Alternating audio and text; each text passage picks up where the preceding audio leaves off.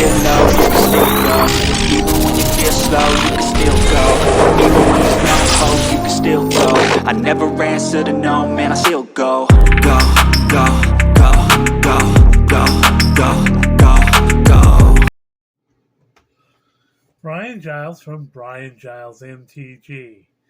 And hoo-ha, it's the start of spoiler days for March of the Machine. So we're going to jump into this.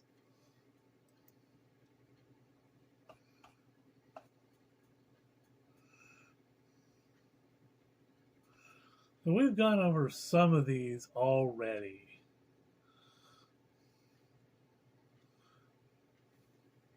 I tried to make a video about the two story spoilers, but things didn't work out right, and then my phone got ruined. And so, first up, we have Archangel Elspeth.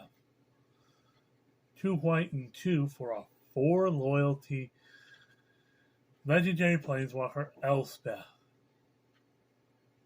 +1 loyalty, create a 1/1 white soldier creature token with lifelink.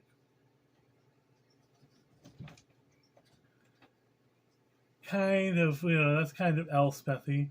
-2, put 2 1/1 counters on target creature. It becomes an angel in addition to its other types and gains flying. Perfect for any type of angel deck, especially making your support creatures into angels. So, hoo-ha.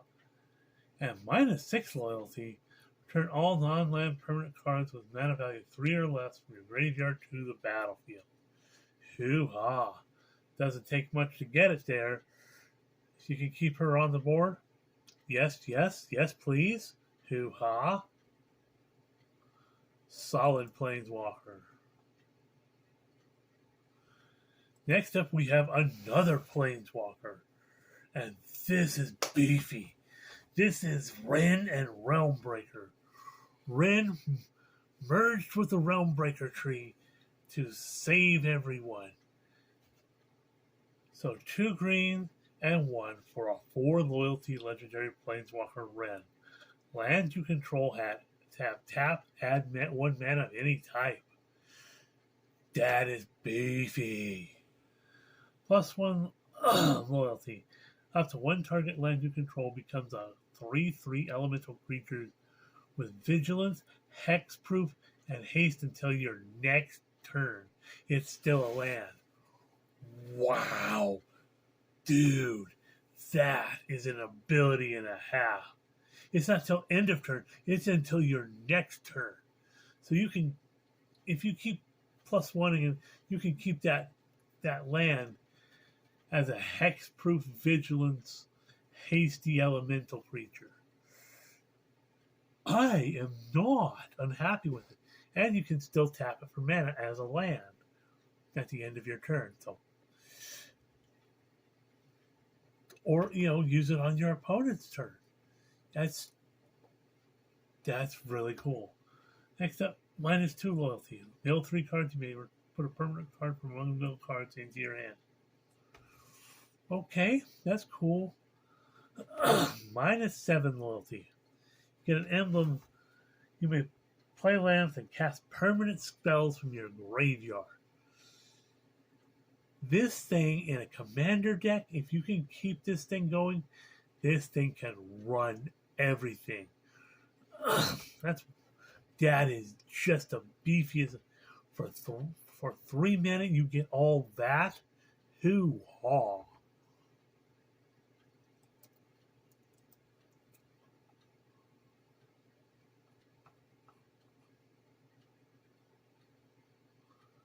So, next up, we got an early spoiler in Invasion of Zendikar.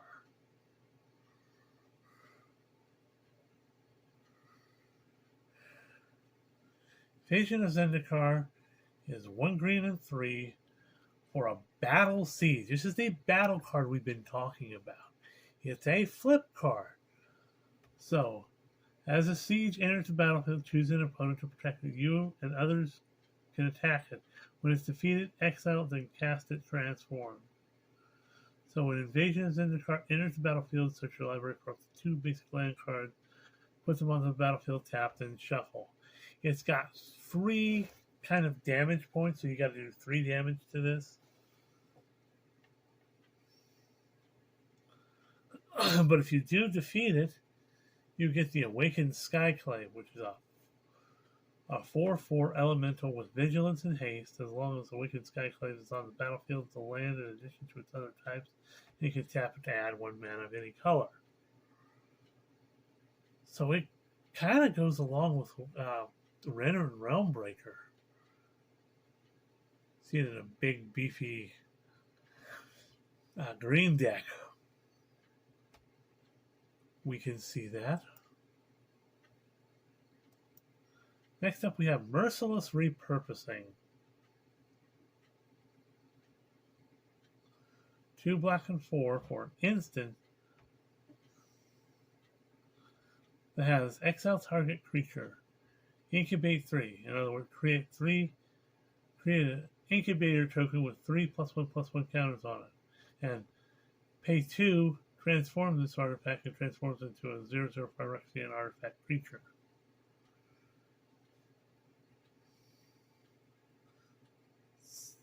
So you can exile your opponent's creature and make him into a creature that works for you. That's interesting. Next up, we have Archpriest of Shadows. 2 black and 3 for a 4/4 human warlock with backup 1. This creature enters the battlefield, put a +1/+1 counter on target creature. If it's another creature, it gains the following abilities until end of turn. Death Touch. Whenever this creature deals combat damage to a player or battle, turn target creature card from your graveyard to the battlefield.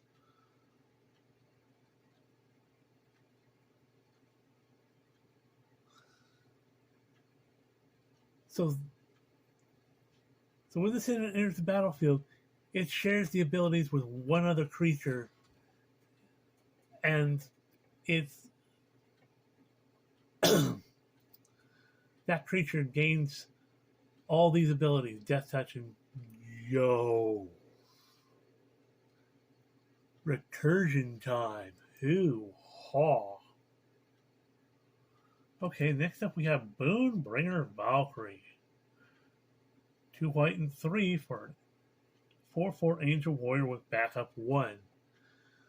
So you get if it's on another creature, it's +1/+1, and it gets flying first strike and lifelink.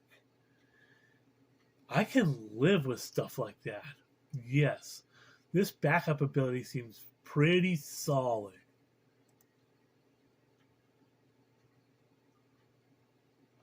Next up, we have Invasion of Urgamon.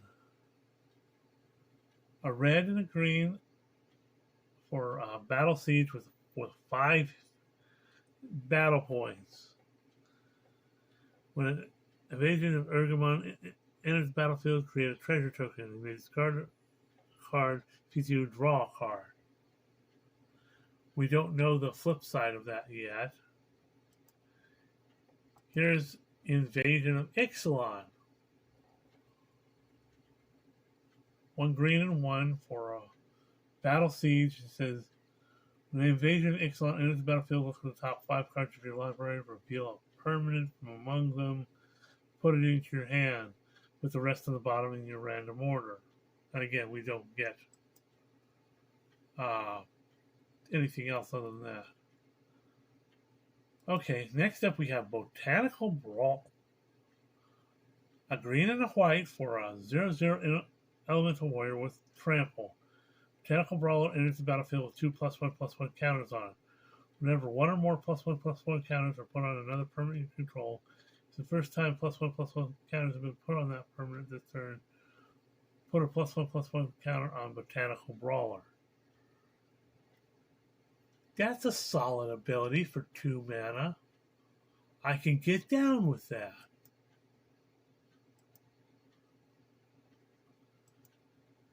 Next up, we have Halo Forger. A blue, black, and 1 for a 3/1 fairy rogue. It has flying. Halo Forger enters the battlefield. You may pay X. When you do, you may cast target instant or sorcery cards with mana value X from a graveyard without paying its mana cost. That spell will be put into a graveyard, exile it instead. So basically, you get to flashback any graveyard, any spell in any graveyard. It's just you pay generic mana for that mana cost. That can be solid, but it's still a little beefy at 3 mana to get this on the battlefield. But okay.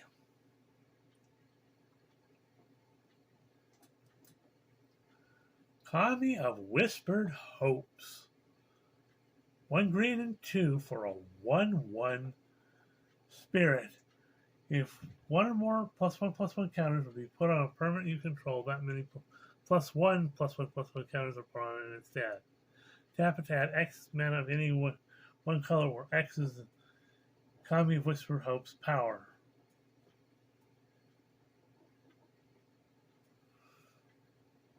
I understand that +1/+1 counters are going to be a thing in this set, so.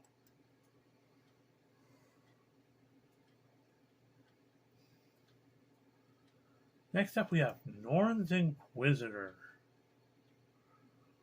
A white and 1 for a 1/1 Phyrexian Knight. When Norn's Inquisitor enters the battlefield, incubate 2. Create an incubator token with 2 +1/+1 counters on it, and pay 2 to transform the artifact. And it transforms into a 0/0 Phyrexian artifact creature. Whenever permanent you control transforms into a Phyrexian, put a +1/+1 counter on it. Ooh, beefy. Next up, we have Scrappy Bruiser. A red and 3 for a 3/4 Raccoon Warrior. Whenever Scrappy Bruiser attacks, up to 1 target attacking creature gets +2/+0. He is trampled till end of turn. Return that creature to its owner's hand at the end of combat. So basically, it does a reinforced Ronin type thing.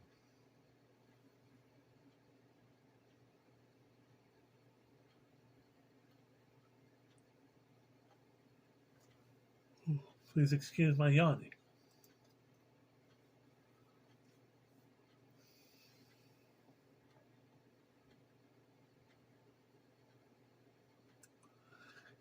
Next up, and I think some collectors might be a little upset with it, but this is all part of the, this is Elesh Norn. A different Elesh Norn. This is Elesh Norn for this set. Okay, this isn't the Elesh Norn I was thinking about. So it's 2 white and 2 for a 3/5 legendary Phyrexian Praetor. Has Vigilance. Whenever a source opponent controls deals damage to you or permanent you control, that source loses 2 life unless they pay a generic mana. Pay 1 white and 2, sacrifice 3 other creatures, exile Elesh Norn, and return to the battlefield transformed under owner's control, activate only as a sorcery. So what does she become? She becomes the Argent Etching. This song is battlefield,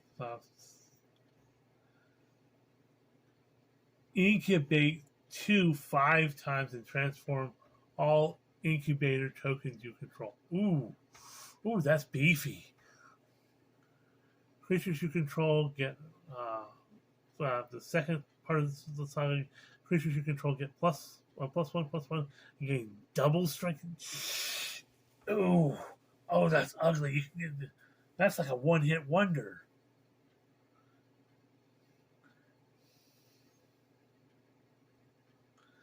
And then the final part of the saga is destroy all other permanents except For artifacts, lands, and Phyrexians, exile the Argentine etching and return to the battlefield.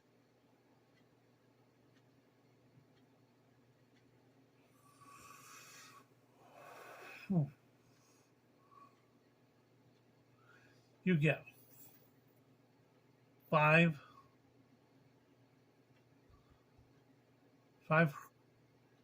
2/2 artifact creatures, and the next turn they they become 3/3s and have double strike. Oh, that's gonna feel good in the morning. And then destroy the rest. Ugh, that can wreck some games.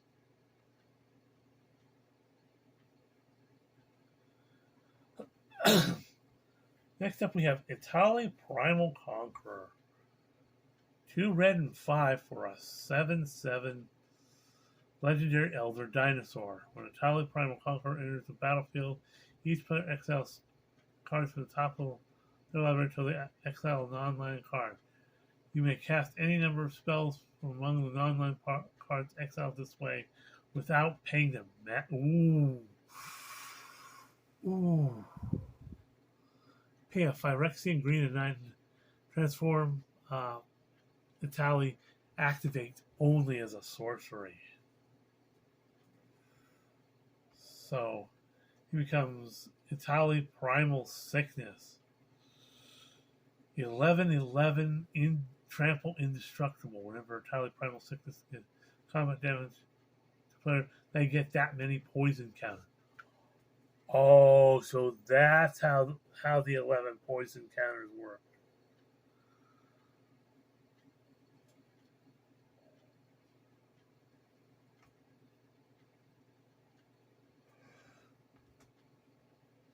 We knew there was going to be a drawback to that. Yep. Oh, okay. So you got to pay like 10 mana to flip this thing, and then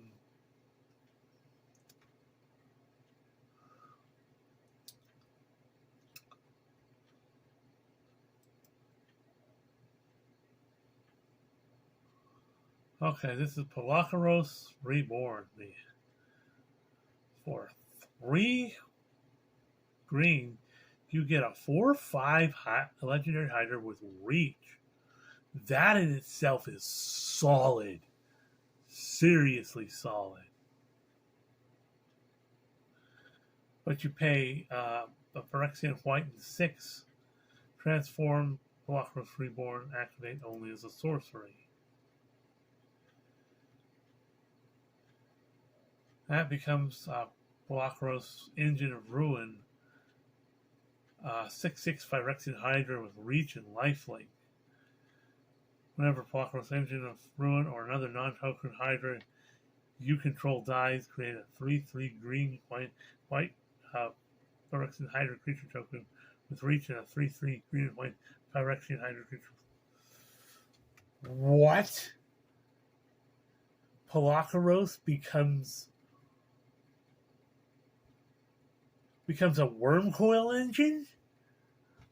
What?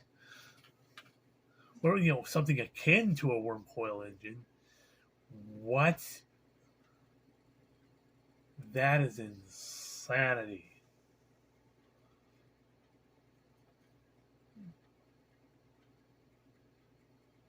Next up, we have Glissa, Herald of Predation. A black, a green, and 3 for a 3/5 Phyrexian zombie elf.